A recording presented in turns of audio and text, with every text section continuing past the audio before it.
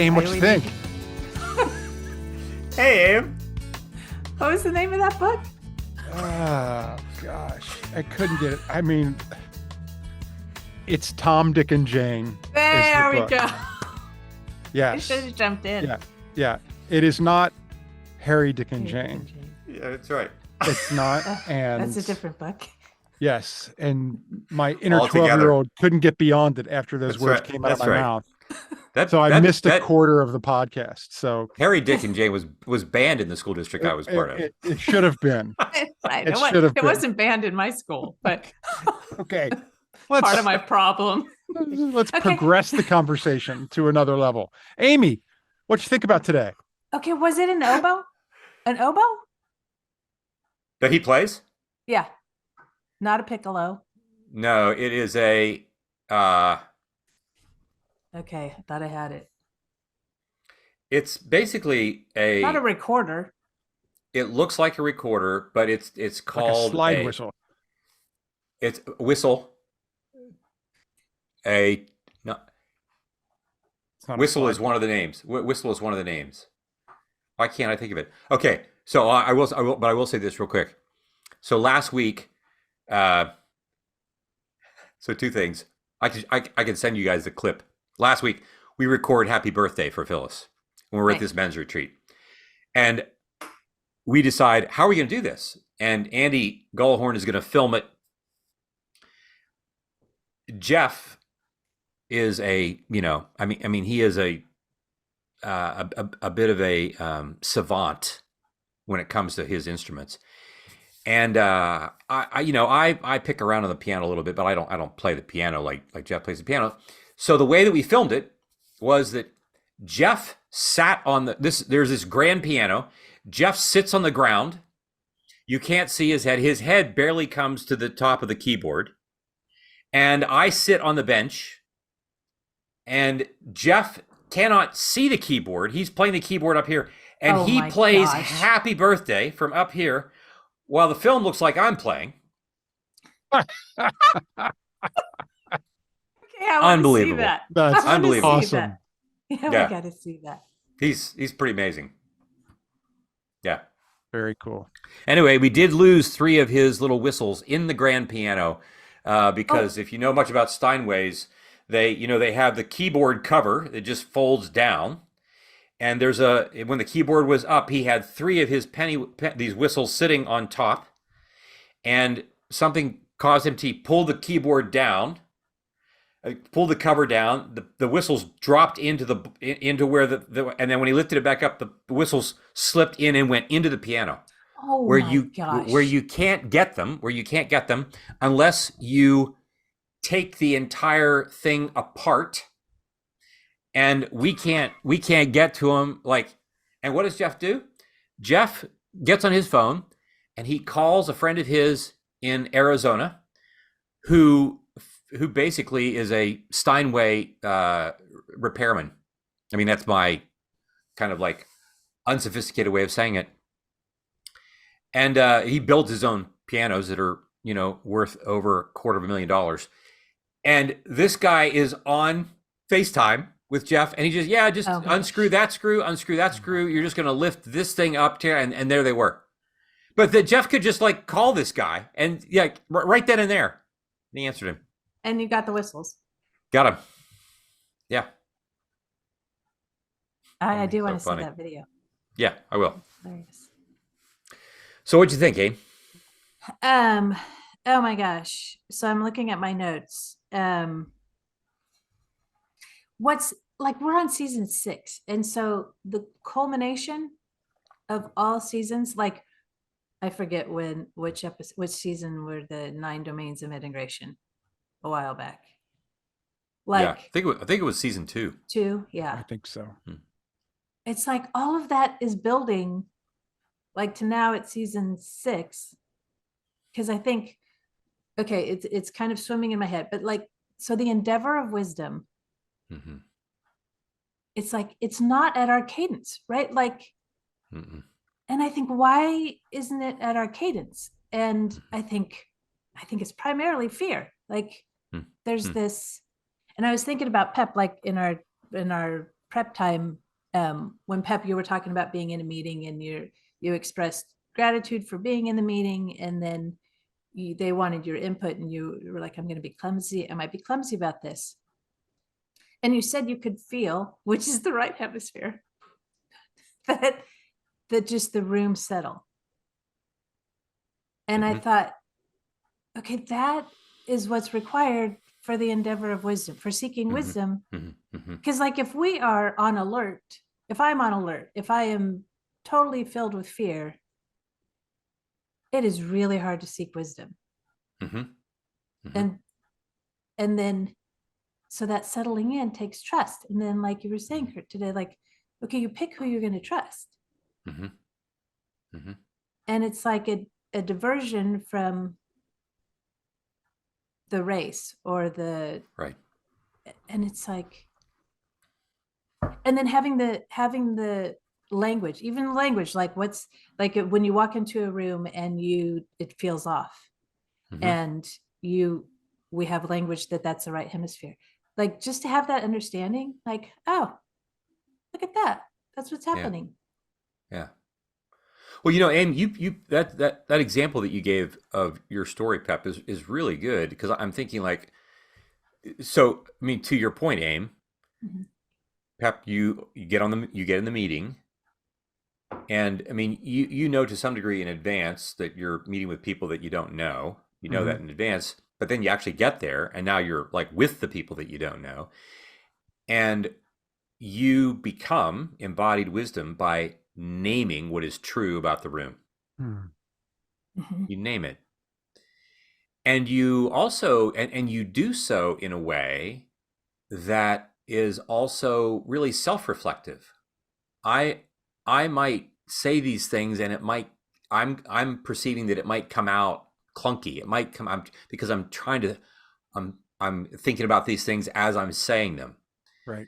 But you're naming what is true in the room. You're moving to incarnation. You're taking things out of imagination. You're making it possible such that the people who are in the room, they don't have to wonder like what's going on in your head. And yeah, when anytime somebody's like saying something as they're thinking it comes out not as polished and as smooth. I mean, that's true for all of us. But for someone to like be aware that that's the possibility and then name it as it happens, it's like, oh my gosh, that person who's just said that, if I'm in that audience, if I'm in that group of people and I'm listening to you, I'm like, that guy's thinking of me, even as he's talking about the stuff he's talking about. Yeah.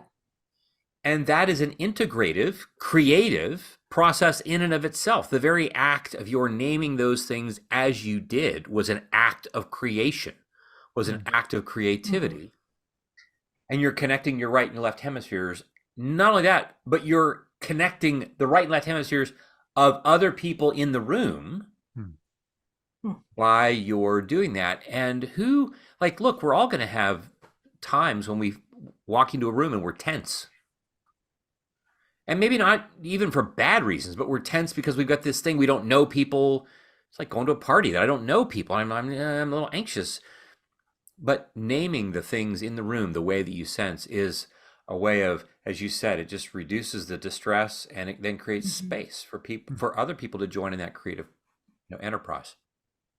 And it's so generous to do that. Like so many times that's ignored altogether. And it's like, oh my gosh, what a gift. Now I can settle in and actually hear what you have to say. Yeah. Yeah. Yeah. And then the time jumpers, like I didn't know that they didn't know what they don't know what they're going to play. Not always. Yeah. And I'm like, oh my gosh, because, okay, so if we're known, like our whole thing is be known and create beauty. And that takes tremendous trust. And so when you have that trust, then you can create beauty, because like, if you don't know what you're going to play, which we don't know what we're going to play all day long, like most of the time, it's living, not static, like, and it's like, oh my gosh, okay, I have my community that I can trust. Even if I have my community that I can trust, then in different places, I can create beauty because I have that foundation. Yeah. And I think it's fair to say that, like, in many respects, it's not that we don't know anything about the other or about Mhm. myself. It's not like the time jumpers have no idea about anything, Mhm. because but they bring to the stage such a wealth of experience and Mhm. practice, both in their own individual craftsmanship, but also playing together. Mhm. There are things that they are confident about, but they're not certain. Yeah. They're not certain. Mhm. Mhm. And I was talking to Jeff last weekend, and he was just saying how when these folks get together, one of the things that you notice is that as you're playing together, and as we get to the point where we're gonna, like, okay, we're gonna toss it now to the drummer to have some individual, like, solo time, or to the accordionist, or to the guitar or whatever. He said you'd think that your best playing happens when, like, you're the one who's doing the solo work. Mhm. And he said, as it turns out, some of your best playing is when you are doing everything you can to make the current Ugh. soloist sound as good as they can possibly sound. Mm. Mhm. Because, like, you're Mhm. working really hard to, like, everybody's paying attention. So how can we help, whoever, whether it's the vocalist or like, do their, but, like, we're dialed in. And I think about that kind of, that wisdom is this process of being attuned to these things that are happening in this horizontal domain. And of course, there's going to be other things.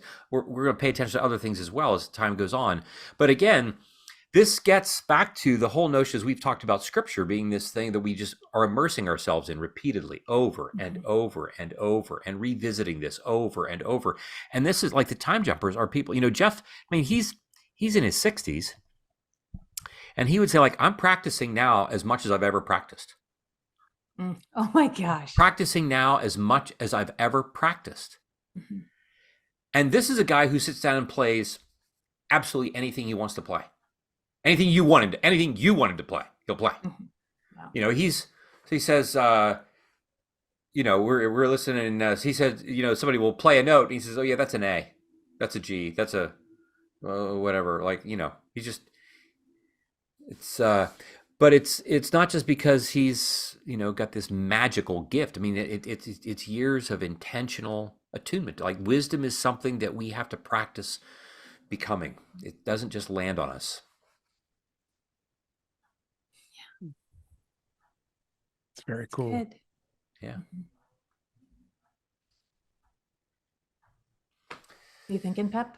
I was just thinking about that, the time jumpers, and the closest thing that I can even um, think of as an experience of what they're experiencing is just sort of like some improvisation stuff that I've done with people Mm, that are really good, Mm. and that mm, you're safe in their hands, and mm, you're playing off of one another, and you're giving enough space to one another, and it's mm-hmm. just this um, unvocalized communication that's going on. And yeah, it's Yeah. exciting when it hits right, but it does. You have to be you're starting with something when you walk in the room. Mm-hmm. You have to bring You aren't something. coming, You yeah, don't you aren't coming in show up empty-handed. as someone that's never done this before, or hasn't been practicing and doing all the work, Mhm. so Yeah. that you can bring it to the group and um, let it happen. And Right. there's a sort of element, a feeling of, I've already done all the work, and so now you can Mm-hmm. let go. And in that Mm-hmm. Mhm. freedom of letting go is when some of the Mm-hmm. best stuff happens, when Yeah. you're not so concerned about technically what you're doing and all of those things. And but the only way you can get there is if you're like Jeff, and you're in the room, and you're practicing, and you're practicing, and you're practicing, so that when you are actually performing, there's no thought It's all of it there. anymore. Right. Yeah, it's all Right. there. Yeah. Right. Yeah. It's funny, in these confessional communities that we run, we often have conversations in which, if people are about to, if people have a thing in their family of origin, or in a marriage, or in, some other part of their life that feels really overwhelming, and how I'm not quite sure how I'm going to, like, get through this next week with this particular situation or whatever. And, you know, or maybe it's coming up and they've been working on this, and we say, look, to your point, Pepper, in many respects we're saying what we're really doing in here is we're practicing. This is real life. This is real life. Yeah. It used to be and such that you are so practicing naming what you want. And by this I don't just mean like practicing just role playing the conversation. I mean really doing the work of being aware internally. What's my right brain telling me? What am I sensing? And what am I now going to do? If I can pause, be aware of the linear lines of thought that are coming. What do I now want to do with what I'm sensing, imaging, and feeling? What do I want to do with that? And being in this space where people ask you that, what do you want to do? But we want you to pause first, right? We're going to move at God's pace.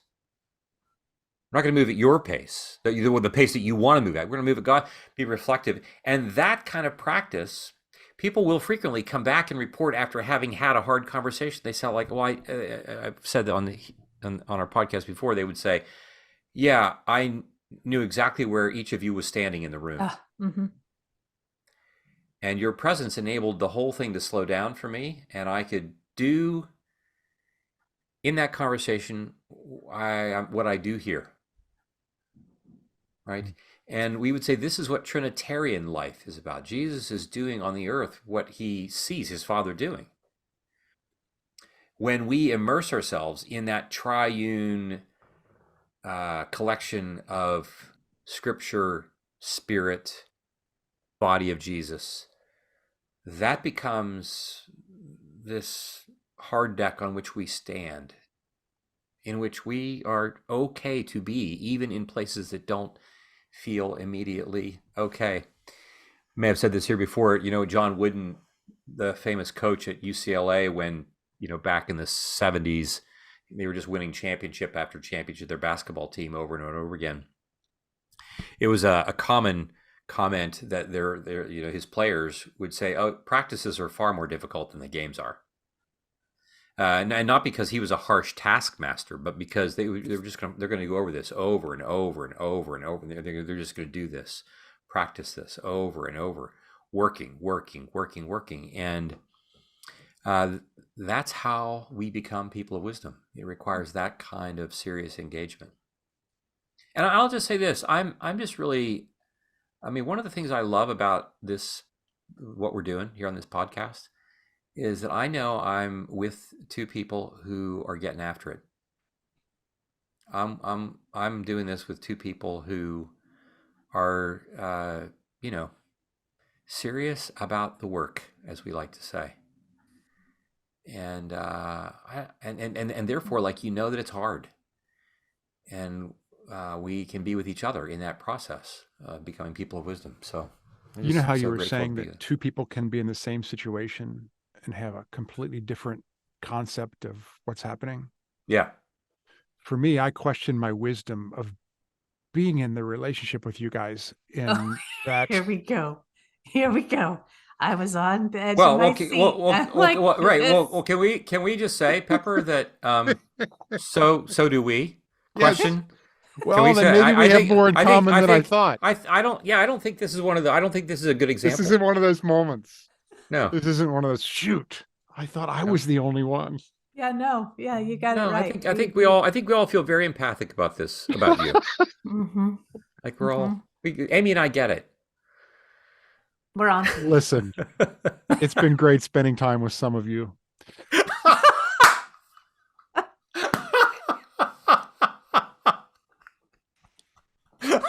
Oh my gosh.